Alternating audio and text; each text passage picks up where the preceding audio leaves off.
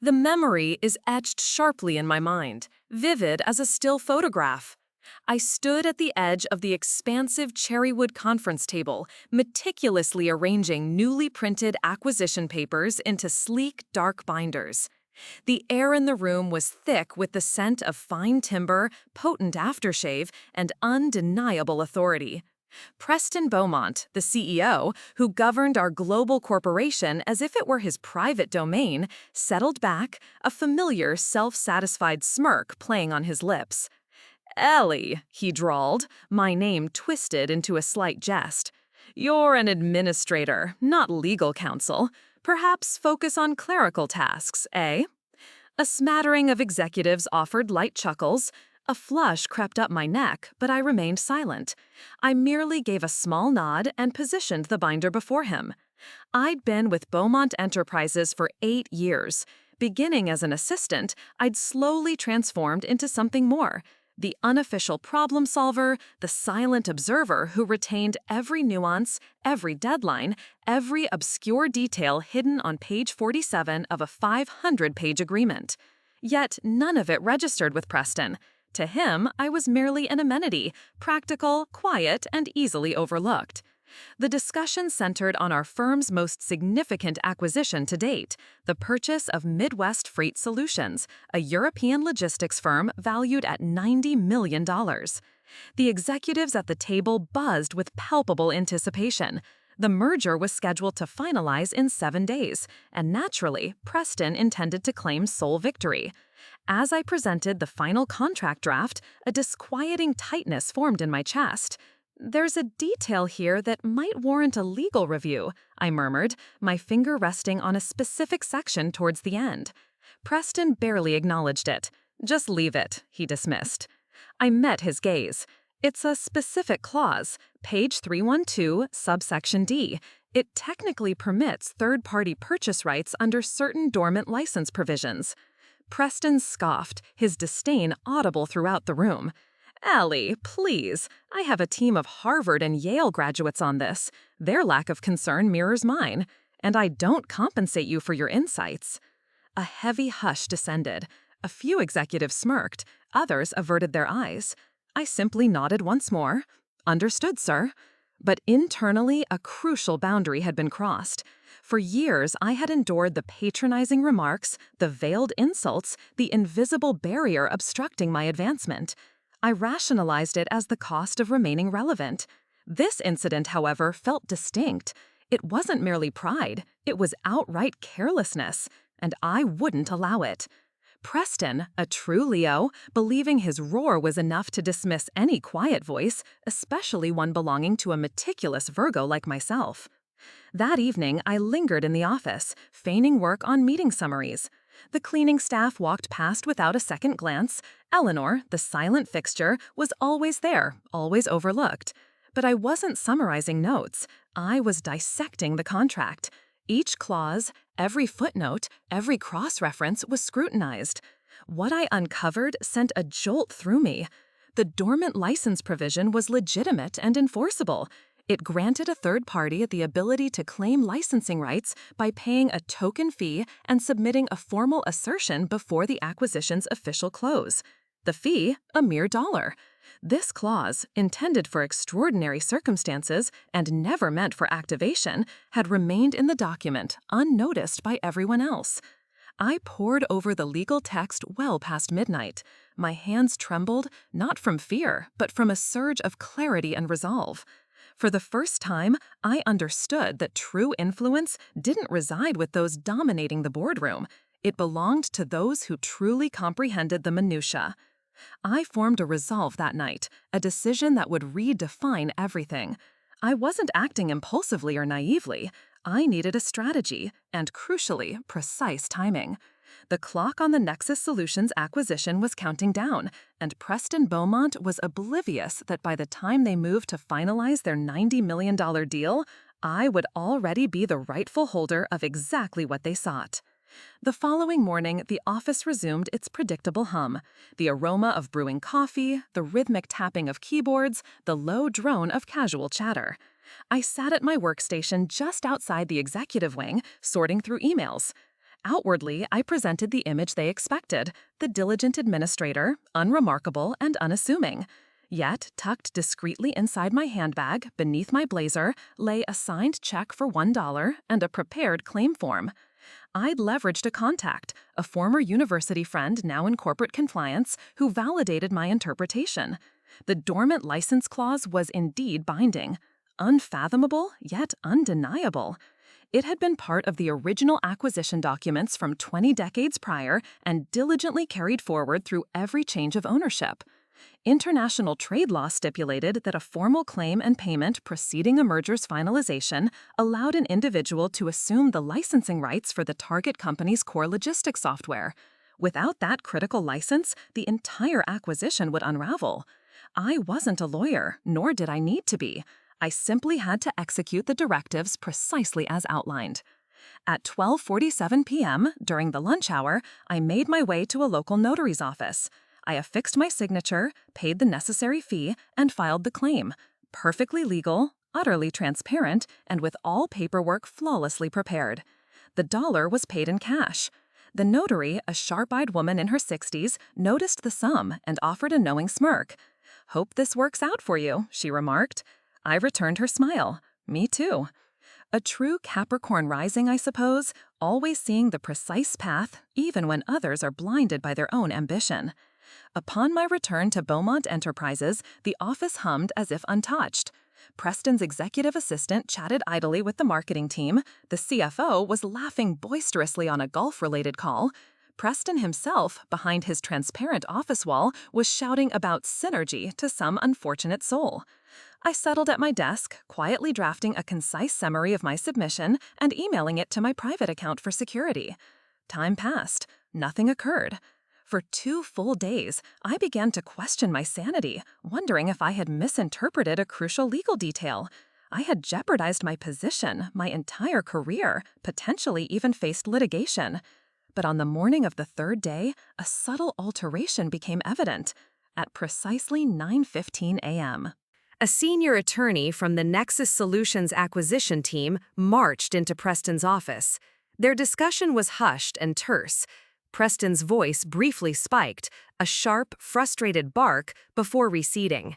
By noon, the legal department was clustered in the executive conference room. At 1:30 p.m., Preston convened the entire leadership group for an emergency briefing. I wasn't summoned, nor did I need to be. Enough fragmented whispers reached me from the corridors. Some obscure claim. Who on earth filed it? The license is suspended. The deal is stalled without it. I kept my gaze lowered, feigning ignorance. That afternoon, Preston strode past my desk without a glance. The man who had sneered just 3 days prior no longer wore that expression. I left for home that evening, my pulse quickening. Not from apprehension, but from a peculiar blend of disbelief and collected serenity. It was unfolding. Yet this was merely the beginning. I understood that individuals like Preston Beaumont rarely conceded gracefully. They retaliated, they bluffed, they demolished any impediment, and I had just positioned myself as a significant one. The subsequent morning, my phone vibrated even before I reached the office building. The caller ID displayed Preston Beaumont.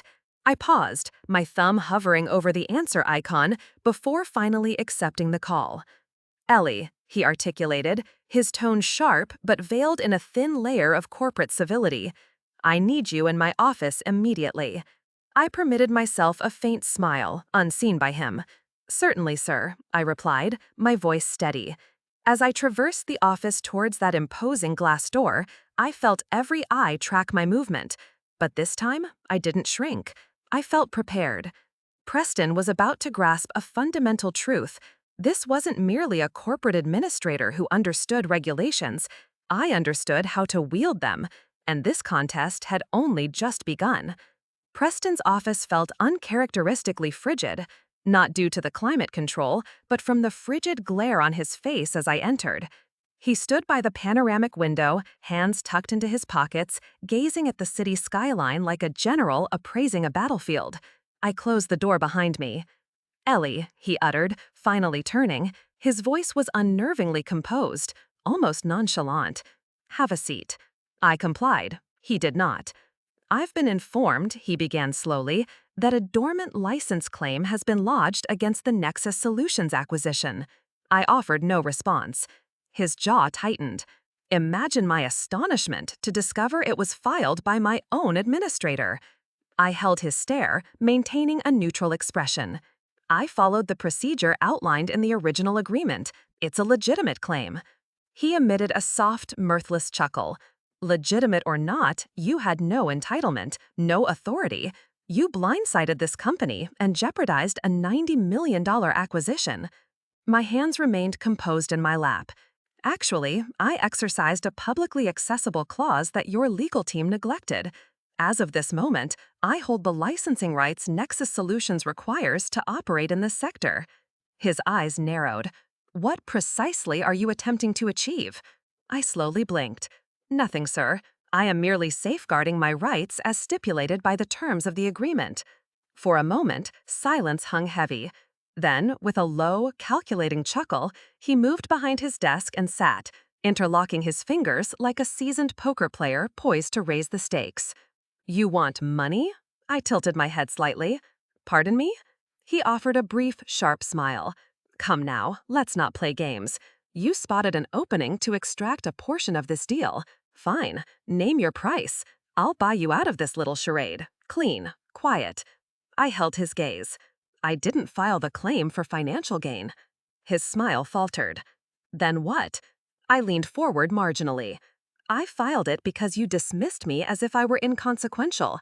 You chose to disregard my caution, just as you've disregarded every individual in this company who doesn't possess a title you deem worthy of respect. I'm not here to negotiate, Preston. I'm here because this is no longer your game to win by default." For the first time, his self-assurance faltered. "You understand," he stated slowly, "that this will not conclude favorably for you." I nodded. "I also understand it won't conclude favorably for you." We maintained a silent, tense standoff, the atmosphere between us electric. Finally, he leaned back in his chair. "You'll regret this, Ellie." I offered him a small, composed smile. "I'll gladly take my chances." I rose and moved towards the door. His voice halted me just as my hand reached the handle. "You believe you're more intelligent than me?" I turned, meeting his gaze directly. "No, Preston. I believe I read the fine print." Then I exited.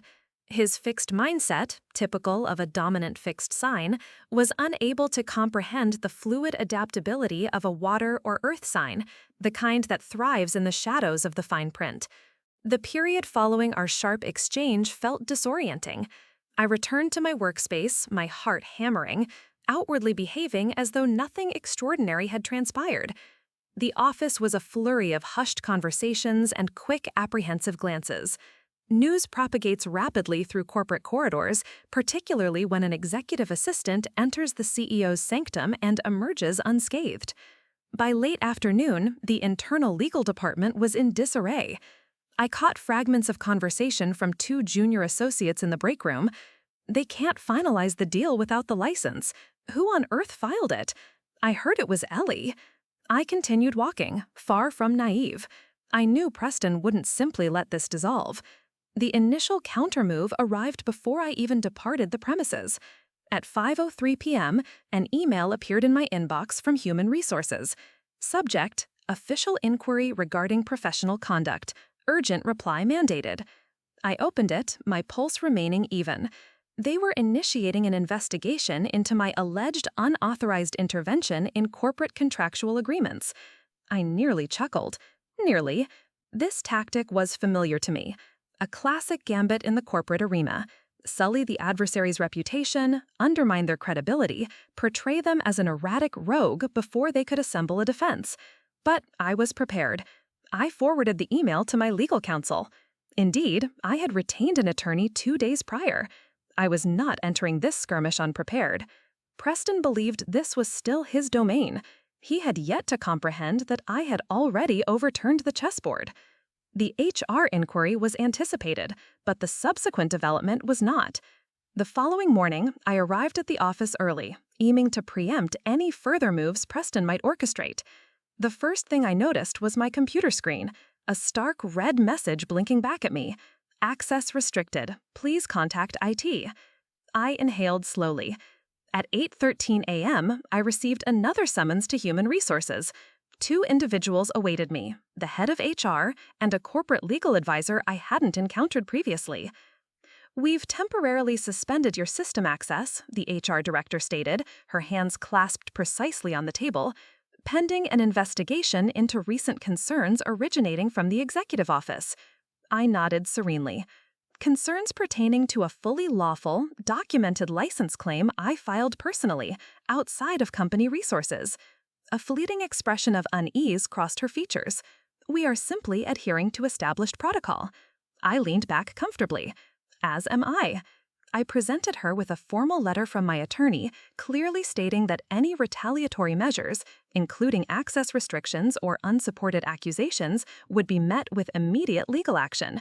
The corporate counsel's lips thinned as he read. "Is that a threat, Miss Vance?" I met his gaze directly. "No, sir. It's a statement of fact." A heavy silence settled between us. Finally, the HR director nodded stiffly. "We will review this with our department." I departed the office, my system access revoked, but possessing something far more valuable, a clear paper trail. By midday, the office gossip had intensified. I overheard snippets in the corridors. "HR is on her now. She's done for. What a wild gamble." I maintained a composed demeanor as I passed, understanding the dynamics of this contest. Preston sought to force my resignation before the board or shareholders became aware of the true circumstances. My departure now would validate every accusation: unauthorized conduct, insubordination, breach of trust. But I wasn't yielding. At 2 p.m., I rendezvoused with my attorney at a modest cafe 2 blocks from the firm. He was astute, systematic, and devoid of grandstanding, precisely the legal mind one desires when contending with a corporate leviathan. He slid a folder across the table. "We're initiating a preemptive injunction. If they move against you, they'll be compelled to disclose everything in open court, public record." I opened the folder, scanning the contents. "Preston won't risk that," I stated quietly. My attorney offered a subtle smile. Precisely the objective. The following day, the corporate atmosphere underwent another shift. The tension didn't dissipate, it intensified, but this time, its focus was on Preston, not me. Whispers began to circulate. Questions arose. How could an administrator file such a binding claim? Why did the legal team miss this? Why is HR in such a frantic state? The CFO avoided my gaze. 2 VPs hushed their conversation in the hallway as I passed. And then, late that afternoon, something unexpected occurred. I received a call from the chairman of the board. "Ellie, this is Sterling Maxwell. I believe we need to converse." I sat opposite him in a glass-enclosed conference room on the top floor. Unlike Preston, Sterling didn't project an image, he listened. For 20 minutes, I articulated every detail: the disregarded warning, the discovered loophole, Preston's dismissiveness, my official filing, and the subsequent retaliation. I presented everything with supporting documentation, calmly, factually, and professionally. When I concluded, Sterling leaned back, his fingers steepled. "You've placed us in a precarious position," he finally stated. I met his eyes. "No, sir, Preston did. I adhered to the letter of the law. The company's leadership chose to ignore it." He exhaled slowly, nodding. "You are correct." A silence stretched between us. "You've presented us with much to consider," he resumed. "I would appreciate it if you refrained from speaking to the media in the interim." I offered a small, polite smile. "I'm not seeking headlines, Mr. Maxwell. I'm seeking accountability." He nodded again, this time more slowly. "Understood." As I rose to depart, he quietly added, "We'll be in touch." By the time I exited the building that night, Beaumont Enterprises felt like a fragile facade, still standing, yet on the verge of collapse. Preston had perceived this as a contest of intimidation, but he had overlooked a crucial element. One cannot intimidate someone who has surrendered everything to gain everything. Perhaps it was the cosmic alignment, or simply the inevitability of a fixed sign like Preston finally crumbling under the persistent, quiet force of an adaptable Earth sign. By Monday morning, the office felt irrevocably altered. No overt announcements, no dramatic terminations, yet an undeniable shift permeated the atmosphere. In the clipped conversations, the anxious glances. The corporate ecosystem had undergone a fundamental change. Preston wasn't presiding over his usual meetings. His glass office door, typically open, was now shut, blinds drawn. Sterling Maxwell, the chairman, was present on site. All morning, schedules were reordered, calendar invitations updated, and executives summoned upstairs for private deliberations. HR personnel kept their heads low. The legal department moved in and out of the boardroom like silent emissaries. I observed it all from my desk, cautious and quiet. By noon, whispers escalated. Emergency board review, compliance breach, Beaumont's future in jeopardy. I didn't contribute to the rumors. There was no need. This time, I wasn't merely a part of the informal network. I was at its epicenter. At 2:15 p.m., the call came. Boardroom now. The voice belonged to Sterling's assistant. I rose, smoothed my blazer, and walked the lengthy corridor towards the executive suite. The polished glass walls mirrored my reflection as I passed, calm, self-possessed, exactly as I wished to appear. Upon entering, every board member was already seated. Preston occupied the far end, his face rigid, jaw clenched, arms folded tightly across his chest. Sterling gestured for me to sit opposite him, a single chair separating me from Preston. I nodded and took my place. The room fell silent. Then Sterling spoke. "We have thoroughly reviewed the documents Ms. Vance provided, alongside statements from our legal, HR, and compliance departments. We have also consulted with independent counsel." He surveyed the table. A few heads subtly nodded. "This acquisition has been critically compromised by a significant oversight. That much is undeniable. The immediate question before us is how to address both the business ramifications and the internal leadership failures that brought us to this juncture." A low murmur rippled through the board. Sterling turned to me. "Miss Vance, you filed a legal claim as a private citizen, utilizing your personal resources. Is that accurate?" "Yes, sir." "Were any company resources employed?" "No, sir." "Did you act on proprietary information not available in public records?" I shook my head. "The clause I leveraged was part of the original acquisition agreement, a publicly accessible document through corporate filings." Sterling nodded once. "Thank you." He then turned to Preston. "And you, Mr. Belmont? Were you apprised of this potential issue prior to the claim being filed?" Preston's jaw tightened. Yes or no?" Preston's nostrils flared. "Yes." "Did you investigate the concern?" Preston hesitated, then mumbled. "I dismissed it." Silence returned. Sterling leaned back, lacing his hands together. "Noted." The subsequent 60 minutes comprised a methodical deconstruction. They scrutinized Preston's mismanagement of the Nexus Solutions deal, his failure to elevate critical concerns, his ill-fated attempt at retaliation through human resources, and the formal grievance I had lodged via my legal representative. Every action Preston had undertaken to undermine my credibility now served as damning evidence against him. He attempted a defense, offering flimsy excuses, partial truths, attempting to deflect blame onto his legal team, even suggesting my actions stemmed from vindictiveness. But the board remained unconvinced, and I found little need to interject. The factual record resonated more powerfully than any defense I could have articulated. Finally, Sterling delivered the judgment. Effective immediately, Preston Beaumont is placed on administrative leave pending further review. The board will appoint interim leadership until a definitive decision is made regarding his ongoing position. Preston's mouth opened, but Sterling's raised hand quelled him. "You may gather your personal effects under supervision. Your corporate access is hereby revoked." Preston's complexion deepened to a furious crimson. He cast a look my way, not of rage, but profound disbelief. I met his gaze with unwavering composure. For once, he was utterly speechless. When the board concluded the session, Sterling drew me aside. "You conducted yourself with remarkable professionalism and composure," he stated softly. "I commend that." "Thank you, sir." He offered a brief nod. "We will require your assistance in navigating the aftermath. Nexus Solutions Council is already posing questions." "I will be prepared," and I truly meant it. This was no longer about retribution. It was about enacting what Preston had never grasped, safeguarding the company by adhering to integrity. A truly unyielding Leo, Preston hadn't foreseen his grand designs being undone by a persistent Earth sign's quiet strategic moves. The formal declaration arrived 2 days subsequently. Preston Beaumont resigned from his role as CEO, citing personal reasons. No public press release, no grand farewell message, merely a discreet internal memorandum dispatched to every inbox before 9 a.m.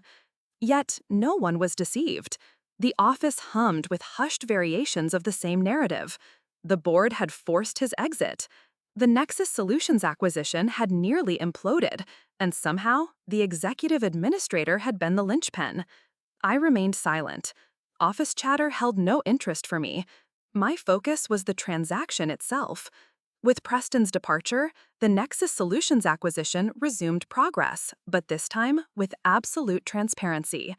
The board appointed Sterling Maxwell as interim CEO. He insisted on forming a revised negotiation team, and to my astonishment, he invited me to join it, not as a symbolic assistant, nor as a quiet transcriber, but as a recognized advisor. "You've demonstrated a profound understanding of the stakes," Sterling remarked during our initial strategic meeting, "and you possess an unparalleled ability to discern beyond the obvious." I accepted, but with explicit stipulations. I refused to be a mere placeholder. I demanded unambiguous authority on compliance audits and contractual governance. I desired the freedom to voice concerns without navigating stifling layers of bureaucratic hierarchy. To my surprise, Sterling consented without hesitation. "Consider it resolved," he affirmed. Over the ensuing fortnight, I collaborated directly with the legal department, meticulously examining every facet of the acquisition documentation. Nexus Solutions attorneys were prudent but cooperative, particularly after grasping the peril that had almost scuttled the agreement. When we finally sealed the acquisition, it was flawless. No hidden clauses, no overlooked details, no missteps driven by hubris. The deal garnered attention in professional circles, not for its scale, but for the subtle yet profound transformation in its execution. For once, a corporate titan had concluded a major transaction with integrity, opting not to conceal its errors beneath layers of public relations. One evening, after the conclusive documents were affixed with signatures, I found myself solitary in the conference room, contemplating the urban panorama. 8 years.